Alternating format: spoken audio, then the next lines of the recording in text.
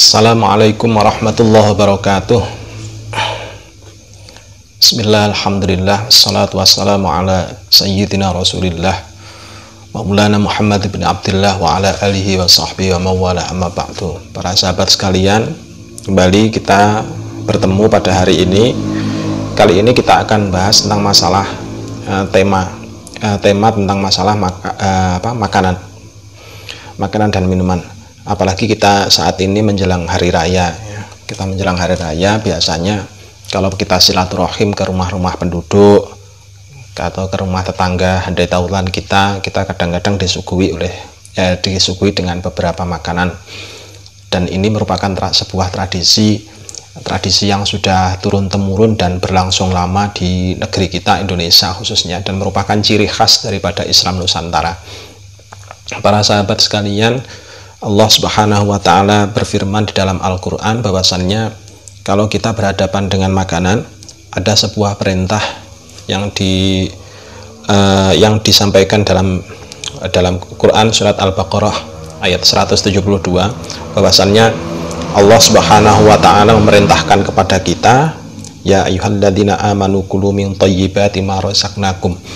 Yaitu Allah itu memerintahkan kepada kita, orang-orang yang beriman, agar kita itu memakan makanan yang baik, yang sudah diberikan rezeki atau yang sudah dirizkikan kepada kita.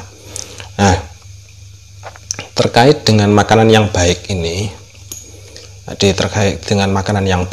tentunya adalah makanan yang pertama tentunya adalah halal. Yang kedua, baik dari sisi gizi dan lain sebagainya. Terus yang ketiga, makanan yang semacam ini tentunya adalah makanan yang tidak mengundang pada kerusakan. Contoh misalkan kalau makanan yang mengundang pada kerusakan itu misalkan racun atau minuman yang memabukkan dan lain sebagainya, itu adalah termasuk makanan-makanan yang mengundang pada kerusakan sehingga kemudian diharamkan oleh syara.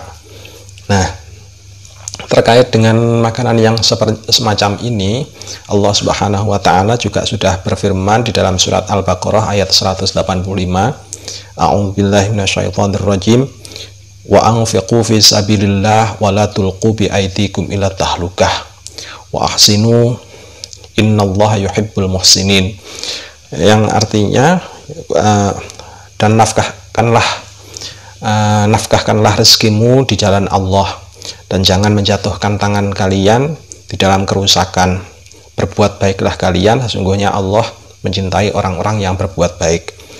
Dari ayat ini, pertama kita diperintahkan untuk menafkahkan dari rezeki yang sudah diberikan oleh Allah kepada kita, dinafkahkan.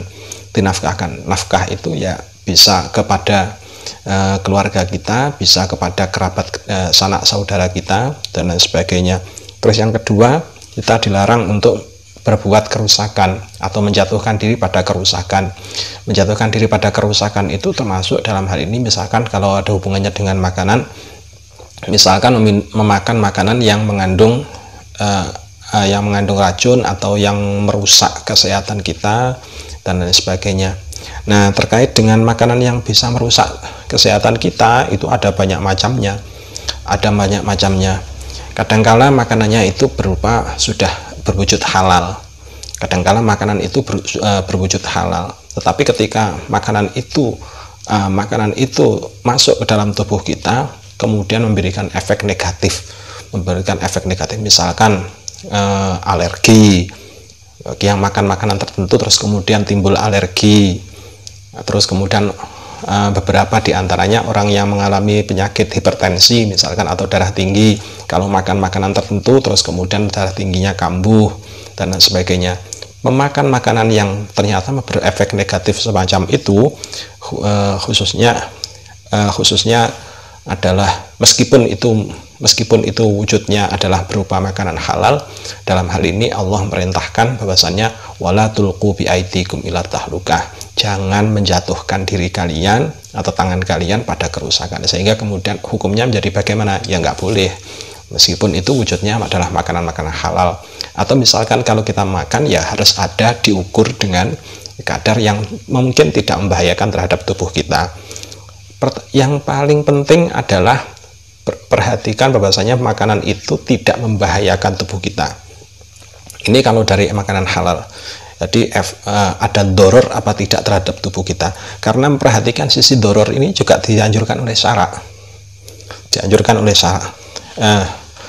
Dalam sebuah keterangan, di dalam sebuah keterangan dari kitab Asnal Matolib Syarah Raudhut Thalib, di sana disebutkan kullu tahirin la dharara fi aklihi wa laisa mustaqdiran wala juz'an min adamiyyin wala hayawanan hayyan yanjusu bil mauti yahillu akluhu.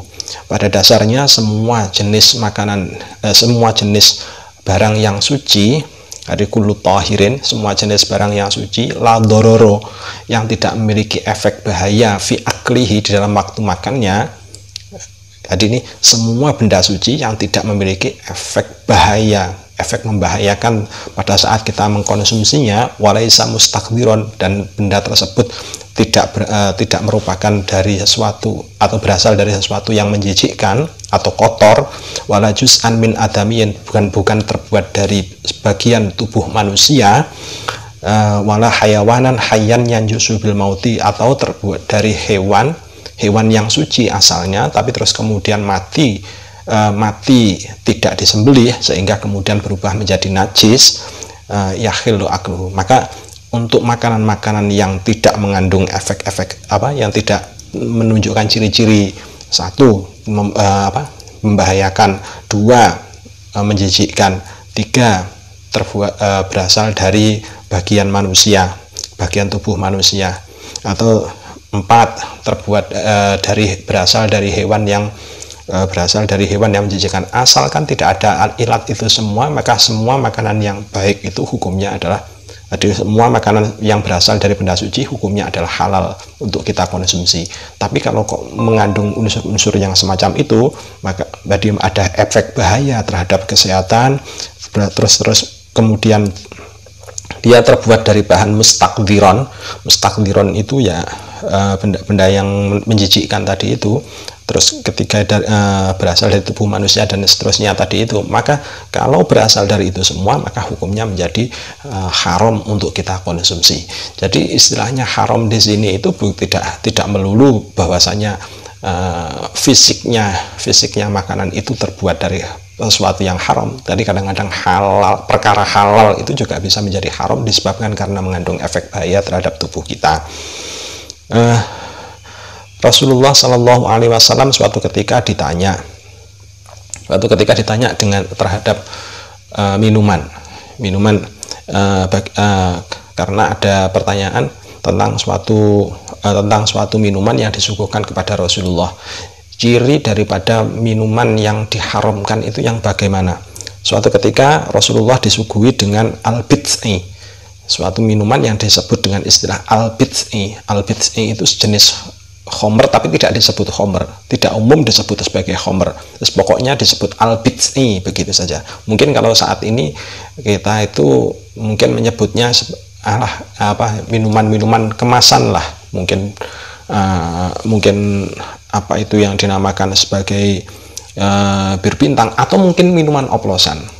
Minuman oplosan ini halal apa haram? Halal apa haram? Dalam hal ini Rasulullah Shallallahu Alaihi Wasallam pernah disuguhi al-bid'i itu, terus kemudian Rasulullah ditanya bagaimana dengan hukumnya al-bid'i itu. Kemudian Rasul menjawab, kullu syarabin askara fahuwa haramun. Segala minuman kalau memiliki efek memabukkan, apapun jenis nama minuman itu, maka hukumnya adalah haram. Demikian video singkat ini, semoga bermanfaat. Assalamualaikum warahmatullahi wabarakatuh.